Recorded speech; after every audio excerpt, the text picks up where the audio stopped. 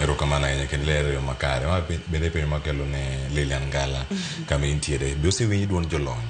makare kata matene waje kata koko winje makare kata tekni ose gol duol bende jolony golo duondgi e chal mag gwenge wa kendo dongruok matimore Kaluowa. Cleophas adiri makende ni idoka professionals podo we oko to ok ni wegi oko marach idoka wabedo gi buok moro kanyo ni maybe nyalo donje to ipenyi idwara ngoka to kenja siasa omanya ngoe development issues gi to manok ja siasa koro imbe ni kecho kidabedo gi tungli mang'eny you shy away mano mokwongo koro nitiere that mentality ni kidwa konyo ganda to nitiere gimodwaro to yet samoro konyo no idokonyo ni kech ineno ka there is a gap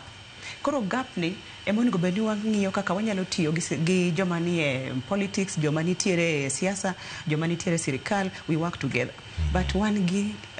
culture moro kanyo ma isoni politicians kata jo siasa kende onego beni tiyo makidwa donjo kanyo mbi kony to bedo gi that resistance koro gima nyalo wacho eni wagol mentality moro mani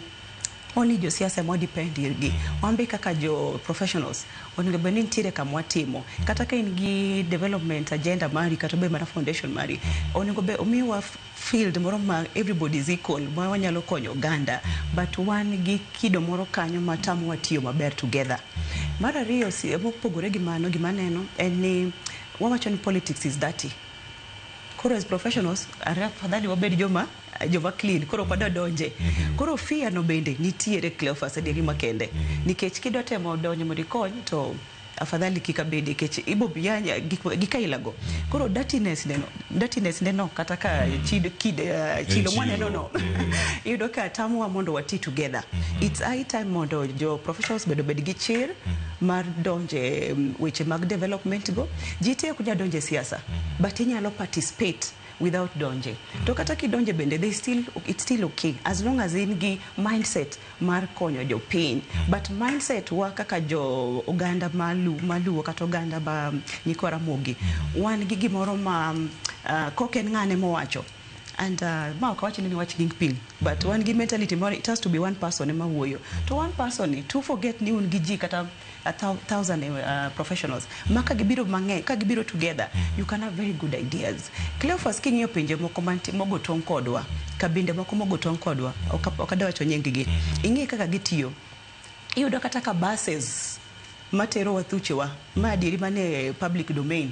iyudo ka buses mwatiyo godo matero wathuchewa iyudo ka gin jo kabila moko dongwange kabila imano yakiaka kidong kamano king'iyo kata gik mang'eny sectors mang'eny gina magi operate to tiende ni joka gidhi gierore maonge ni ma kia ngane ma wuod ngane ma clan mane ma politician ma professional ma HR ma marketing gionge mango gin as long as ninga to nigi idea they support they welcome each other inono kata ka gidhi loka ngata chiel ko dhi loka Cleophas the whole community tigore dhi loka kodgi yudo ka gin kono Chicago kono gin Texas to wanto teme dhi e loka wadino kanyo an kenda monigo beni odari en stima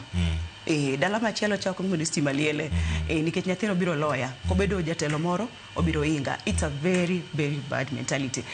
anatem kwayo wawate Nyikora Mogi wahere uru nikech kobedo kanyakla ekonyalo timo gik madongo to kobedo mana ni wan ng'ata chiel kada timo idatemo wuok oko matin to en uwi angiluongo ni en uwi that is the reality making'iyo kata gima dhi mbele sani okwa makore no mungo bedni one gi that mindset shift has to happen and it has to start with professionals themselves kikobedi gi luor to joma bende tiyo joma nie siasa joma nie sirikal wabedi gi that we embrace one another kaka pinje mamoko example gin joma ni butwa ka king'iyo gi Migori nitie kabila moro kanyo bende very tight together gimbe gin gi development kibiro mwalo kone ntiere moro bende kone jomoloro agote gidhi maber gimomiyo dang waidh mana buses molos mana gi jogo to king'iyo kata joma tiyo gi machines madongo German machines gi mawan gi iluongo nango jodho wagi yudo ka bende spare parts joma kelo spare parts ka gin jomage ok wakel spare parts go ikelo gi jomoko nono as in kabila moko gi moya dukni mag dongo mag spare parts koro jogi ko ye onyalo ko wacho ni dino no kwa wuono ni ko riem mtokni me kwa go mawoni buses go samoro ko chonwa kich buses samoro nyithindo matinde matiyo godo or ng'ama ko nyalo but kata inga me nyalo no bisa paro ni spare parts gi ng'ama kelo gi Kenya ka dukni mage mwang'iewo gi owadha gima nyalo wacho en ni wamakre uru mondo wati matek mondo wadong. Devolution can only happen kwatiyo matek kanyakla moko bedo gi issues of fears and threats gi akwede